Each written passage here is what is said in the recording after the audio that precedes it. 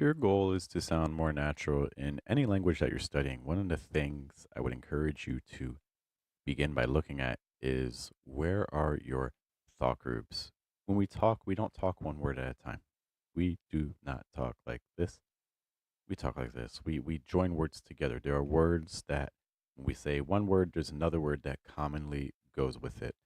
And by understanding where our thought groups are, it enables us to make changes a little bit faster. And so today I'm going to show you some of the things that people who have sent us audio files for review are doing with their thought groups. And hopefully it will give you some new things to consider for yourself. Hey, good morning, good evening, good afternoon, guys. Welcome to the Schwa Mill. This is your American English pronunciation review show.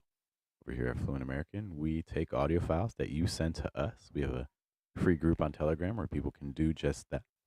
And so if you would like to get your own speech analyzed in the future, feel free to send us some audio files there. It would be great to have you. I have two files here. Again, we're going to be targeting some things related to thought groups. Let's take a look at our first one for today. Hey Bob, it's Alyssa. Just want to quickly check whether you received my email or not. Okay, see if you can identify where the thought groups are just to start. Hey Bob, it's Alyssa.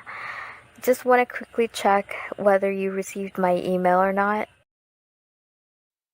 Okay, so it starts off with some pretty short thought groups, right? Like, hey Bob, it's Alyssa. Just wanted to check. So those are your first three thought groups there. Can you hear those breakups? Hey Bob, it's Alyssa. Just want to quickly check whether you received my email or not. And then whether you receive my email or not, and then you're finishing there.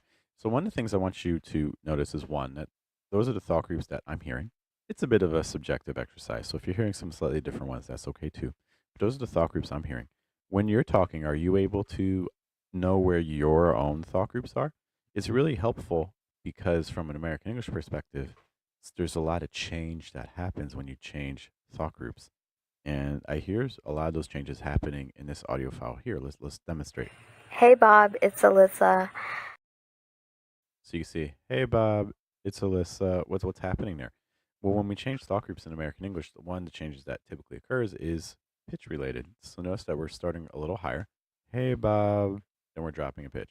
It's Alyssa. Hey Bob, it's Alyssa. Hey Bob, it's Alyssa. So that's one of the changes that I'm hearing. Another thing that we can do with our thought groups to add contrast. If you're not sure what contrast is, think of like a page of a book. A page of a book is high contrast, right? It has a white background with black text. It's very visible. That's what we want. We want things with high contrast. Pitch is one way to have contrast. Speed is one way to have contrast. But another way to have contrast is by changing the lengths of your thought group. Pay attention to how the thought group lengths change through here. Hey Bob, it's Alyssa. Just want to quickly check whether you received my email or not. Okay, so we start off with these really short thought groups, right? Hey Bob, thought group. It's Alyssa, thought group. Just wanted to quickly check another thought group, but notice that this thought group is now a bit longer. So we went from two-word thought groups to now like a four-word thought group. And then we end with one that's much, much, much longer. Hey Bob, it's Alyssa. Just want to quickly check whether you received my email or not. Okay, whether you receive my email or not. And then we add that long one.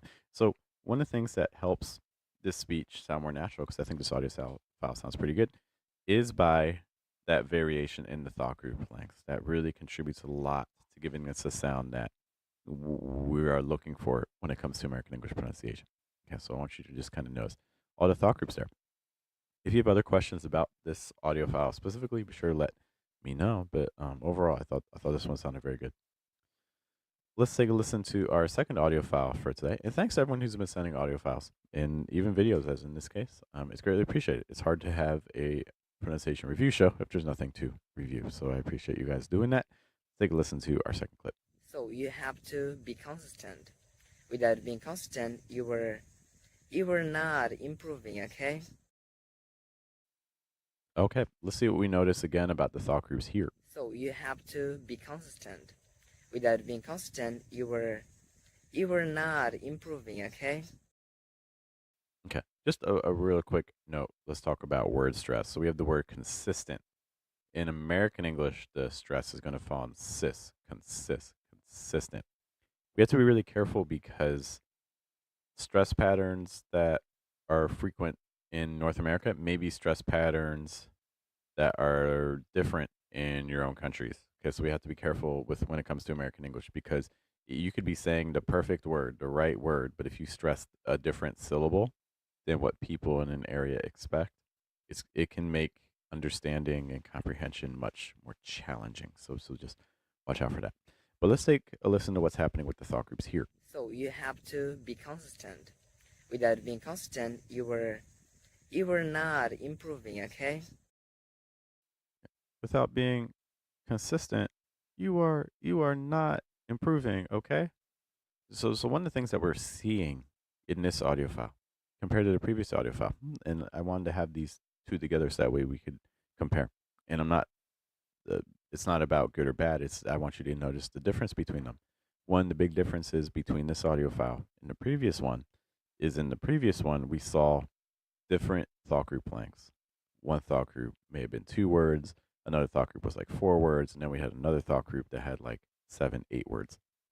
In this case, what we have is we have thought groups that are all pretty much around 2 to 3 words in length. So you have to be consistent. Without being consistent, you were not improving, okay? And one of the things that can happen when we have shorter thought groups is one, it breaks up your speech. Your speech can sound a little bit choppier, especially if you're not linking your thought groups together.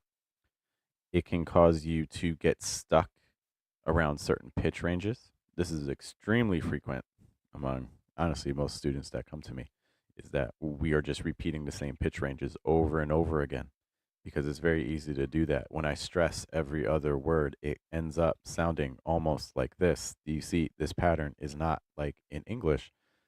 That's not a rhythm that people in North America are going to be looking for in speech. So we have to be careful to avoid that. So you have to be consistent. Without being consistent, you were not improving, okay?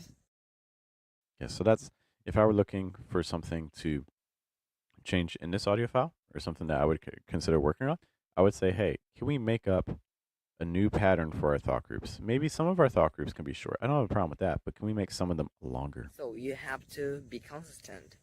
Without being consistent, you were not improving, okay? It's like without being consistent, you're not improving, okay? Do you see the difference there where we had some short ones, but then we finished with one that was a little bit longer? Okay, so just a little bit of an example to try with your own speech is just try to mix up the thought group lengths that you use. Thanks again to everyone who's been sending us audio files once more. We had a quick question before we head out today. And Jose, thanks for watching. Yes, is there a rule for either short or long or short vowel tells us what to most commonly stress? I don't, I don't really have a rule for that. What one thing that I did with one student was we just made a list of words of different lengths, so in different stress patterns. Because in English, there's so many different patterns. You know, there's going to be 2 words that have a stress on the first syllable, like um uh like didn't or birthday. You know, those are 2 syllable words with stress on the first syllable. But then there's also 2 syllable words with stress on the second syllable, like until or today. You know, and it just goes on and on from there. So I don't personally know of any rule for that, but if someone else does, I hope that they would direct us to it.